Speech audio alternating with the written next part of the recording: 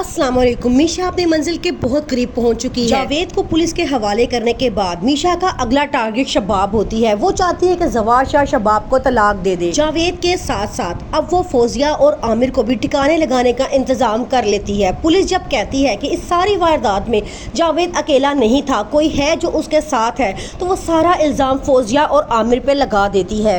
दूसरी तरफ जवार शाह मीशा से साफ कह देता है कि अब मैं तुम्हारे बगैर नहीं रह सकता, मैं तुमसे शादी करना चाहता हूँ।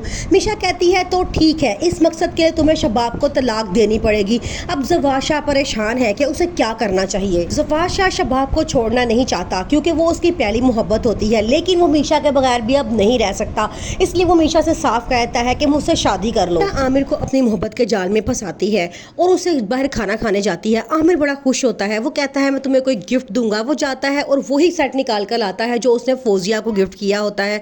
वो जाके वो मीशा को दे देता है। मीशा बड़ा खुश होती है, जान के वही सेट लेके फौजिया के पास से गुजरती है। फौजिया काफ़ी दिनों से वो सेट ढूंढ रही होती है, लेकिन उसे वो नहीं मिलता। जब वो मीशा के पास देखती है तो बड़ा लड़ती है आमिर से और कहती है कि मीशा के पास कैसे गया है। मीशा उसे साफ बता देती है कि ये मुझे आमिर ने गिफ्ट किया है। अब उन दोनों मियाँ बीवी के दरमियान इख्तिलाफात शुरू हो जाते हैं। शबाब को जब पता चलता है कि जावेद के साथ फौजिया और आमिर भी शामिल थे तो उसे बड़ा गुस्सा आता है। वो कहती है कि जब घर का भेदी ही लंका ढाएगा तो बाहर से किसी के आने की क्या जरूरत है।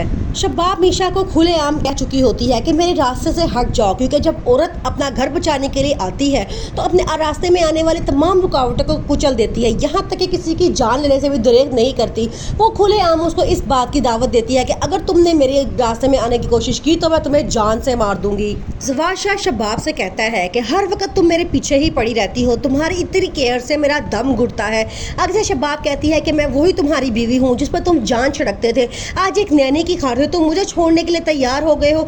जवार शाह कहता है कि तुमने अपनी कदर मेरे दिल में खुद ही कम की है, काश तुम मेरी बहन को माफ़ कर देती और मेरी बहन आज जिंदा होती, लेकिन तुमने ऐसा नहीं किया। बेशक उसने तुम्हें मारने की प्लानिंग की थी, लेकिन तुम्हें मारा तो नहीं ना था, तुम बच तो गई थी ना, लेकिन मेरी बहन मर चुकी है। जवार शाह और शबाब के दरमियान में इख्तिलाफात दिन ब दिन बढ़ते जा रहे हैं और ये सब कुछ मीशा की वजह से हो रहा है। मीशा सबसे बदला ले रही है। पहले उसने जकिया को मौत के घाट उतारा, जावेद को पुलिस के हवाले किया और फौजिया और आमिर पे भी इल्ज़ाम लगा दिया। अब शबाब की बारी है और वो शबाब को जवार शाह से तलाक दिलवाना चाहती है, क्योंकि ये सब लोग उसके मरने में मुलव्विस थे, उसको मारने में, उस पर जुल्म करने में सब मुलव्विस थे। इसलिए वो चाहती है जिसने जुल्म उसके साथ किया है सबको बदला मिले, सबको इंसाफ मिले। जो पुलिस जावेद को पकड़ के ले गई थी, अब उसे शक होने लगा है कि इस तमाम वारदात में जावेद अकेला नहीं था।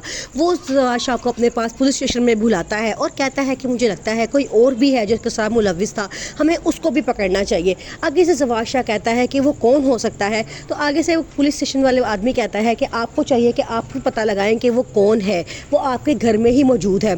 जवार शाह कहता है कि मेरे घर की सारी तिजोरियों की चाबियाँ तो सिर्फ मेरी बीवी शबाब के पास ही होती थी और तो किसी को इस बारे में पता भी नहीं था।